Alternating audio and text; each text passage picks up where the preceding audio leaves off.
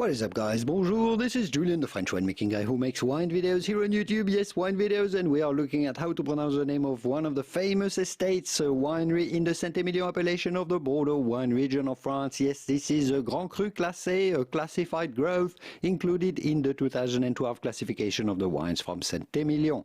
We are looking at how to pronounce the name of this famous chateau with the typical French pronunciation, Château de Ferrand. Château de Ferrand. It'd be fine in English if you cannot pronounce French, in particular the French R, to say in English or American, Château de Ferrand.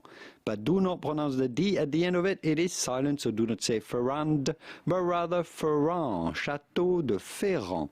Château de Ferrand or Château de Ferrand. If you'd like to learn more about the wines from Saint-Émilion, included all of the top estates from the last classification, here are videos that you may want to watch next. I'll leave you to it, and I will see you soon in the wonderful world of wine. Au revoir. Bye-bye.